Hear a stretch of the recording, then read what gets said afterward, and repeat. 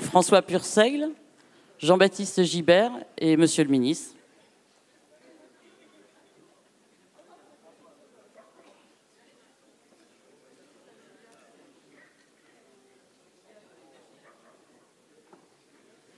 Donc, je vais vous présenter tous ces intervenants. Donc, Monsieur le ministre, on ne le présente plus. François Purseigle, qui est donc un économiste, sociologue, spécialisé dans l'agriculture, qui a mené de nombreuses études dont vous allez pouvoir nous parler tout à l'heure. Jean-Baptiste, on ne le présente plus auprès des JA, mais donc c'est le JA d'Occitanie. Et Jonathan Aovi, qui est pédopsychiatre. Alors c'est étonnant comme choix d'intervenant, mais il est spécialisé un peu dans la colère. Il va nous donner plein d'éléments intéressants. Installez-vous. Ouais, mettez-vous plutôt là-bas.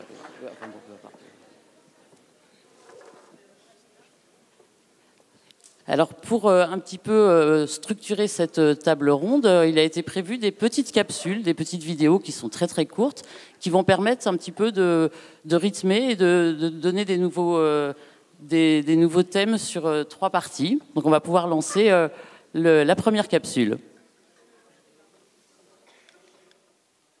Bon, allez, c'est l'heure du bilan des manifestations. Allez, on va commencer par celle de novembre. Allez. T'as raison, ma chère SG. Alors, du coup, dans un premier temps, qu'est-ce qu'on a fait? On a fait des relevés de prix dans les grandes surfaces. Exactement.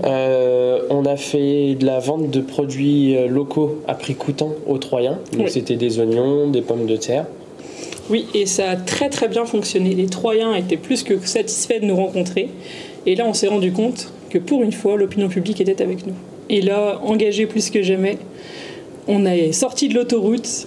Et là, on a été faire nos petites actions coup de poing devant les GMS et devant aussi quelques bâtiments qui représentent l'État. Et là, on a fait parler de nous.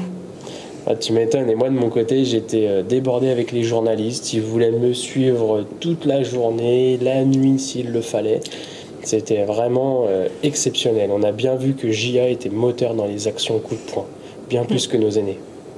Ça, c'est sûr. Et en plus, avec tout ça, on a eu 50 nouveaux adhérents sur le département. Et c'est juste génial.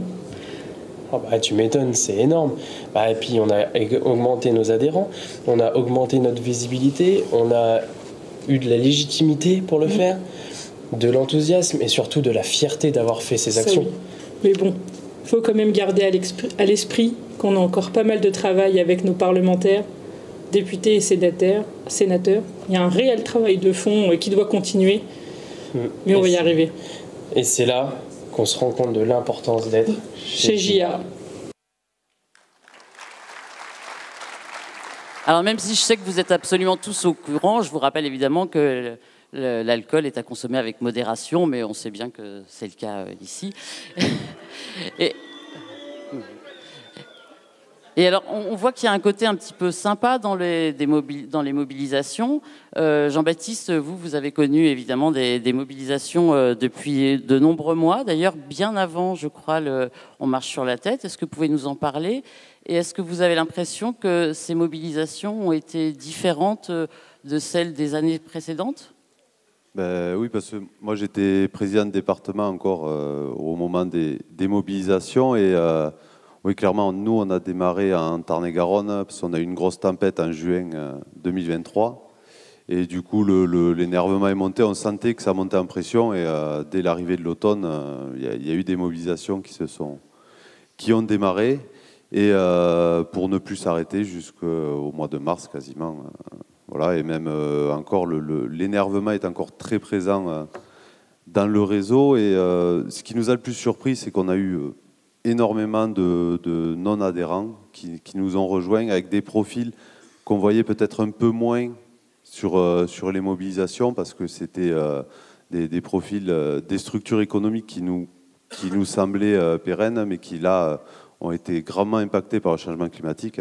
Surtout nous en Occitanie, on le subit depuis un moment.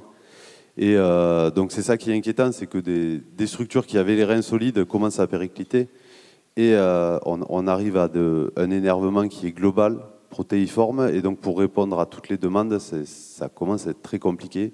Et c'est ce qui explique aussi l'ampleur de l'ampleur au niveau national que ça a pris, c'est que toutes les filières ont été impactées.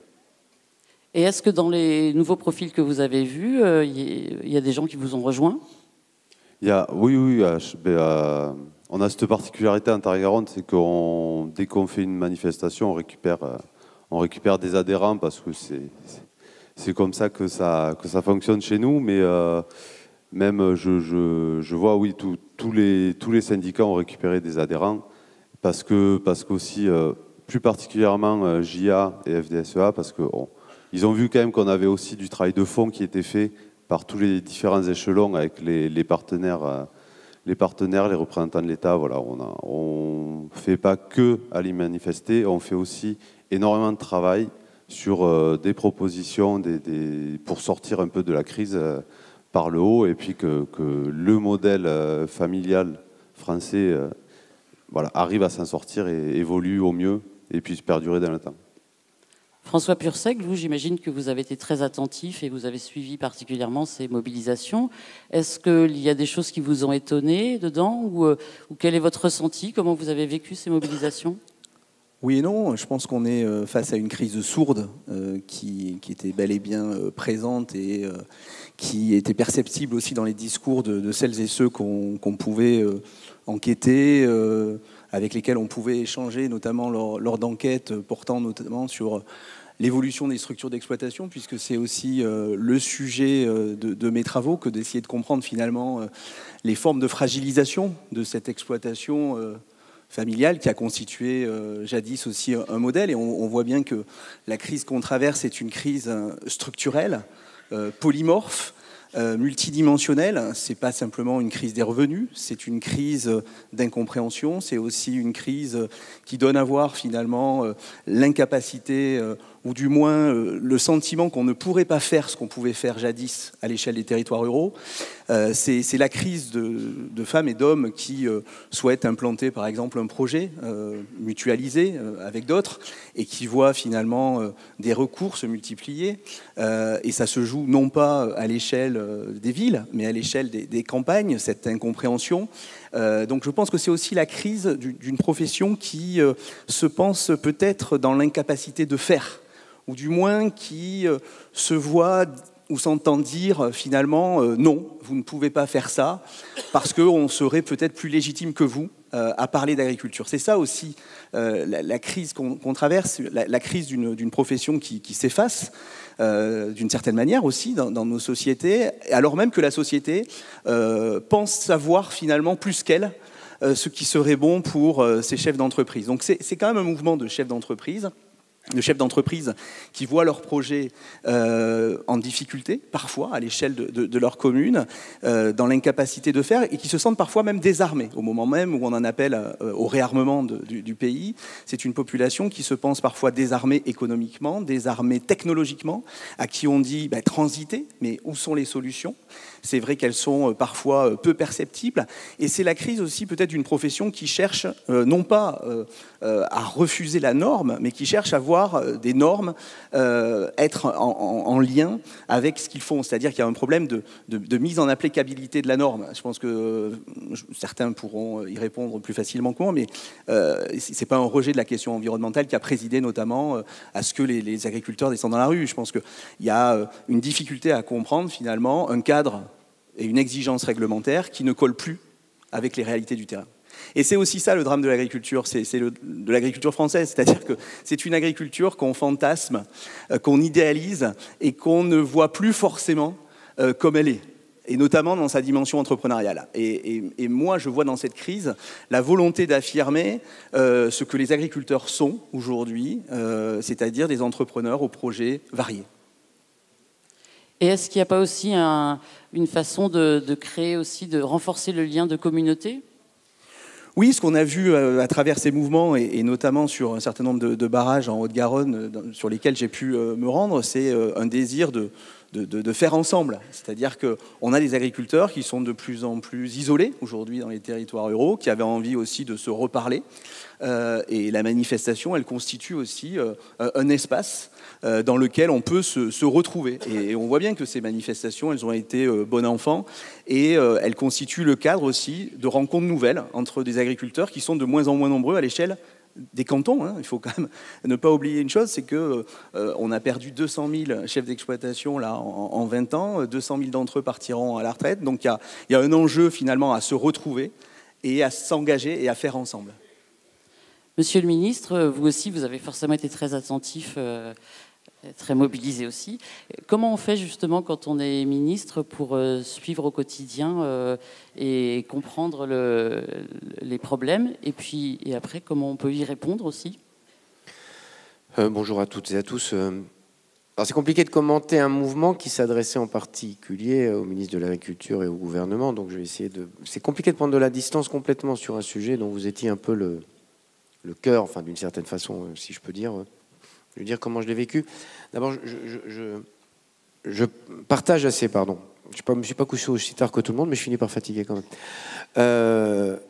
Je partage assez ce qui a été exprimé à l'instant, c'est-à-dire que c'est quand même une colère, enfin moi je l'ai perçue comme ça, qui était latente depuis depuis longtemps.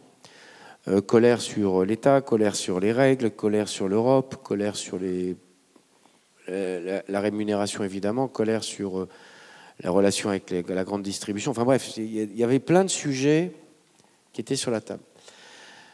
Donc première difficulté, me semble-t-il, dans ces cas-là, c'est quand il y a autant de sujets, vous l'avez dit vous aussi, d'une certaine façon, il y avait plein de sujets qui étaient sur la table au même moment et qui étaient différents d'un agriculteur à l'autre et différents d'un territoire à l'autre. Parce que ce n'est pas tout à fait sur les mêmes sujets. Chez vous, par exemple, le sujet de l'eau était un sujet tout à fait central dans les revendications qui étaient portées. Donc la difficulté dans ces cas-là, dans la réponse, je suis déjà à la réponse presque, mais c'est celle de comment on identifie la territorialité et la globalité des sujets. Deuxième sujet, je pense que c'était un mouvement qui vous a permis de retrouver de la fierté vis-à-vis de l'opinion publique. C'est-à-dire qu'il y avait un sentiment quand même d'effacement, y compris d'effacement de la réalité du travail agricole, du travail des entrepreneurs agricoles, des exploitants agricoles, exploitantes agricoles, avec le sentiment en fait que vous pouviez dire ce que vous voulez, de toute façon, ce n'était pas perçu dans l'opinion ou dans les médias. Alors, on a eu une couverture médiatique, ça ne reviendra peut-être pas autant que les impôts, comme disait l'autre, mais on a eu là, pour le coup, avec une couverture... Alors, c'est toujours partagé, une couverture médiatique, mais il y a quand même des sujets de fond qui ont été évoqués. Le sujet de la rémunération, le sujet de la contrainte réglementaire, le sujet de l'incompréhension des citoyens. Et je pense que c'est un moment de ce point de vue-là, et on voit bien d'ailleurs que ça produit quelques effets de reprise de conscience du citoyen de sa propre responsabilité dans la relation avec les agriculteurs. Donc ça, c'est... La question identitaire a été posée et ça a permis à la fois aux agriculteurs de se retrouver, alors à la fois sans doute la satisfaction de se retrouver entre soi, mais aussi la satisfaction de pouvoir redialoguer avec les citoyens d'une autre façon que celle que vous essayez de faire par notamment ce que vous faites beaucoup les jeunes agriculteurs et qui à mon avis est quand même sur le long terme aussi fort utile, c'est la capacité à dialoguer en continu l'ouverture de vos fermes, les marchés, les animations globales que vous faites, c'est très précieux pour moi sur aussi le long terme. Mais là, il y avait une nouvelle forme qui s'organisait. Puis troisième sujet, pour faire court, il y avait un sujet aussi, ça s'est passé dans ces conditions-là, parce qu'il y avait aussi, ce que vous disiez en plaisantant dans la vidéo, des organisations et des organisateurs. Ça a permis à la fois non pas de canaliser la colère, mais d'organiser ce qu'il y avait à dire de la colère, y compris dans le dialogue, la négociation qu'on a eu avec Arnaud Gaillot et Arnaud Rousseau qui sont ici présents. Ça permettait quand même de ne pas être seulement sur on se retrouve, on a de la colère, c'est qu'est-ce qu'on veut. Parce que sinon, quand vous êtes en situation de responsabilité, la question qui est immédiatement posée sur la table, c'est qu'est-ce qu'on veut, qu'est-ce qu'ils veulent et qu'est-ce qu'on veut nous. Et comment on arrive à trouver un terrain d'entente. C'est là que c'est parfois compliqué quand il y a autant de sujets. Et c'est toute la difficulté de la sortie aussi, c'est que quand il y a autant de sujets, on en dépote, pardon de l'expression, quelques-uns tout de suite, les suivants un peu plus tard, après il y a les questions législatives.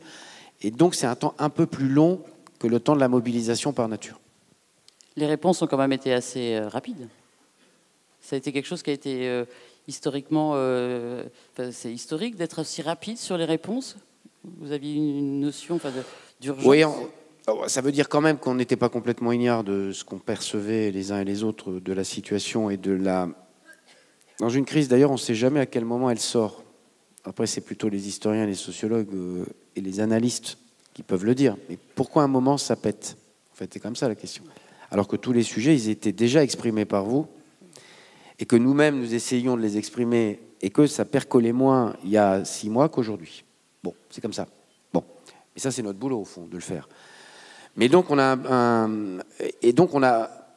réponse s'est faite vite parce qu'on voyait, on identifiait assez vite, parce qu'il y avait des organisations syndicales qui étaient capables aussi de nous faire remonter ça, c'est des priorités, et ça l'est moins, ou ça, c'est une autre chronologie.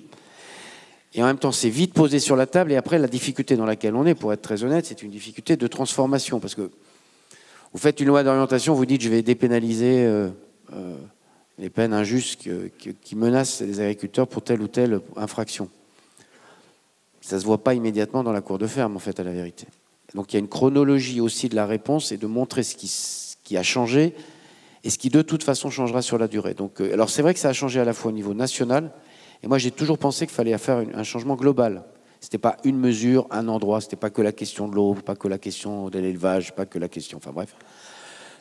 Et la force aussi qui a été celle de la réponse collective, je pense pour le coup, c'est qu'on a fait du national et de l'européen. Et j'en finis par là d'ailleurs parce que c'est de souvenirs que j'en ai, c'est la première fois qu'il y a un mouvement européen de cette ampleur sur une thématique très identifiée. Alors avec des revendications un peu différentes, mais pour tous c'était identité, pour tous c'était revenu, pour tous c'était protéger nos frontières. Et on ne veut pas être en concurrence les uns avec les autres à l'intérieur de l'espace. Et pour tous c'était cette PAC, on ne la comprend pas en fait. C'est quoi le sous-jacent de la PAC? C'est décroissant ou c'est production? Et c'est quand même intéressant à regarder parce que je trouve que de ce point de vue-là, ça dit quelque chose aussi d'un message national et d'un message européen. C'est pour ça que la réponse a été aux deux échelons d'ailleurs. Effectivement, ça donne une légitimité au combat des agriculteurs français. Et on parlait aussi est-ce qu'il y a eu une goutte d'eau qui a fait déborder le vase? Pourquoi est-ce que ça s'est déclenché à ce moment-là? Ça faisait un petit moment quand même que sur les boucles WhatsApp ou Facebook, on lisait quand même des éleveurs, notamment, se plaindre de l'incapacité à produire finalement un fourrage de qualité parce que changement climatique, parce que sécheresse. Ça faisait un moment que sur les boucles WhatsApp, on sentait quand même que finalement c'était plus difficile de répondre à cette multitude de crises à répétition. La crise, elle n'est pas nouvelle en agriculture, mais ce qui est nouveau, c'est l'ampleur de la répétition, la récurrence, la récurrence des mouvements inopinés comme ça. On n'est plus dans la crise même, on est dans l'incertitude.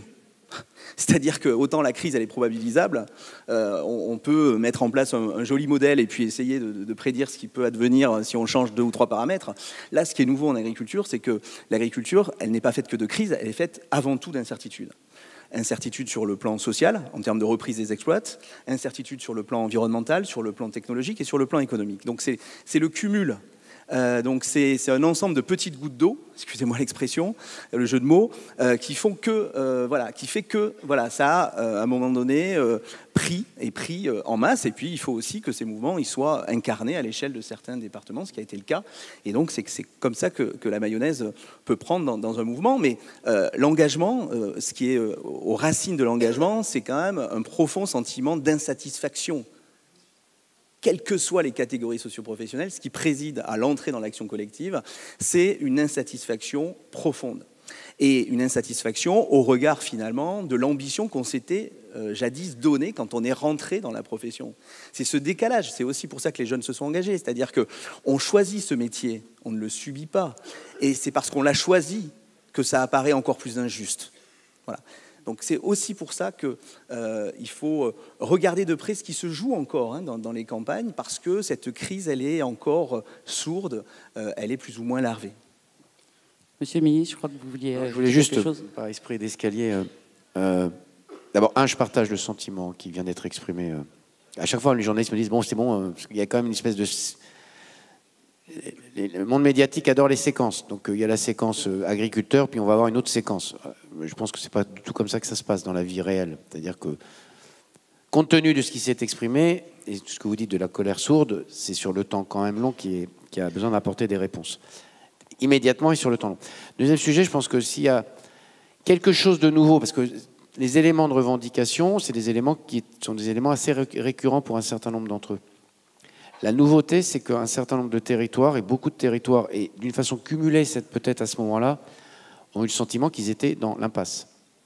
C'est-à-dire que ce n'était pas une mauvaise année, c'était 3 mauvaises années. C'était 3 mauvaises années en disant que les 3 suivantes ne seraient pas meilleures.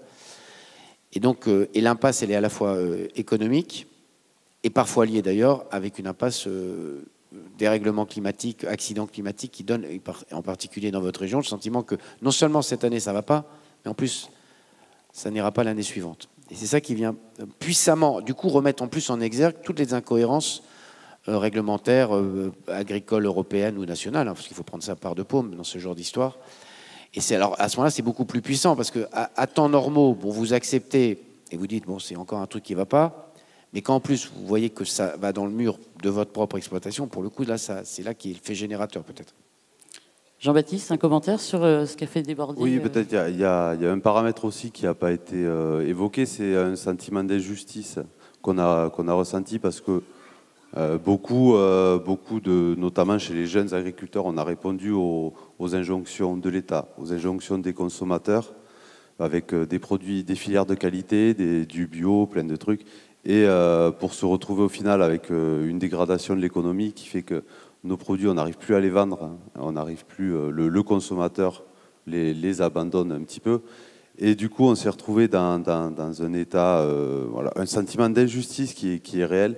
Et c'est ça aussi, ce sentiment d'injustice qui pousse un être humain à aller s'engager pour justement pallier cette injustice et se battre contre. Et donc c'est aussi pour ça qu'on a eu ce regroupement. Et moi, ce qui m'a le plus marqué au plus fort des mobilisations, c'est que quand on était sur les points de barrage, où c'est des temps un peu plus calmes, où on n'est pas dans l'action, dans le mouvement, mais c'est le désarroi qu'on a pu ressentir auprès d'agriculteurs qu'on voyait plus, qu'on voyait moins, et qui venaient nous voir avec vraiment un état d'esprit qui était très compliqué, donc du vrai désarroi, et je pense que c'est aussi ça qui a fait l'ampleur de la mobilisation. On va parler un petit peu de la colère avec vous, Jonathan Aovi, parce qu'a priori, on se dit que la colère, c'est pas très productif. Comment on fait pour pas se perdre quand on est en colère? Et puis, est-ce que vous pensez que les jeunes sont plus facilement en colère que leurs aînés? Oui, une des caractéristiques de la jeunesse, c'est précisément la capacité.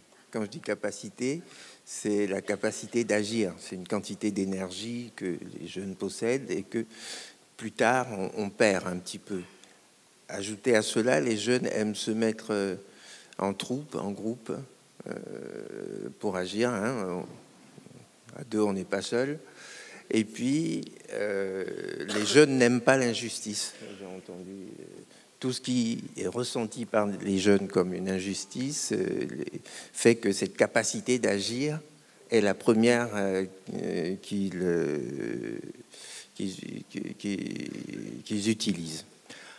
Ensuite, donc ils se mettent en colère, ils se mettent ensemble en colère, en sachant que l'expérience qu'un psy peut avoir de ces questions-là, même si je viens d'un milieu rural, moi je suis jurassien, nous voyons des jeunes qui ressentent cette injustice, qui sont en colère, mais qui sont seuls. C'est inquiétant. Pour le pronostic est inquiétant. Nous voyons des jeunes qui sont en colère et cette colère ne peut pas redescendre. Ils sont restés dans la marge et ceux-là, il faut essayer de les agréger à nouveau à la société générale. Voilà. Bon. Et puis nous voyons des jeunes, je crois que c'est le cas des jeunes agriculteurs, c'est une colère qui les met ensemble, qui les met en mouvement et qui les amène à ressortir de ce moment de crise avec un fonctionnement de meilleure qualité que le fonctionnement qui précédait. Et c'est ça le destin d'une crise, c'est de sortir de la crise avec un fonctionnement de meilleure qualité que le fonctionnement qu'il y avait avant la crise. Voilà. Donc il me semble que ce mouvement, de ce que nous on en voit, a fonctionné de cette façon-là, sachant que tout en étant d'accord avec ce qui avait été dit, les jeunes agriculteurs reçoivent un mandat intergénérationnel, un mandat transgénérationnel. Ils se sentent, ils ont une prescription de poursuivre ce que leurs parents ont fait, et en même temps, ils sont dans un domaine où la passion règne, c'est-à-dire leurs parents étaient passionnés, ils voient leurs parents passionnés, ils veulent faire comme eux, veulent les dépasser, parfois c'est normal, et en même temps ils voient leurs parents déçus, et ce sont des situations qui président à l'installation d'une crise. Et donc, du coup, et comment on fait pour pas se perdre, justement? C'est le fait d'être collectif, en fait, c'est ça? Oui, d'abord ça c'est une bonne chose. Oui. Quand on est tout seul, on peut se perdre. Quand on n'arrive pas à être ensemble et à réfléchir ensemble et à comment on appelle ça? En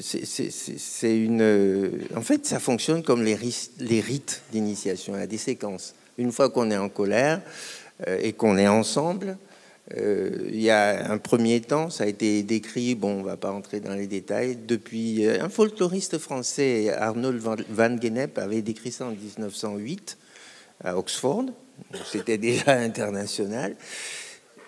On détruit un peu on déconstruit l'identité d'un premier temps dans la colère, puis un deuxième temps où on renforce plutôt l'identité, et puis un troisième temps qui est le plus important, c'est de retourner dans la société générale, c'est l'agrégation à la société versus rester dans la marge.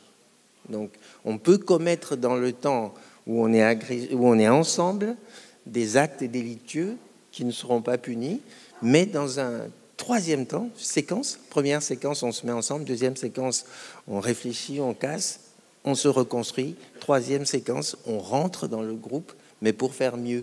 Une crise résolue, c'est une crise qui permet de fonctionner mieux que ce qui se passait avant la crise.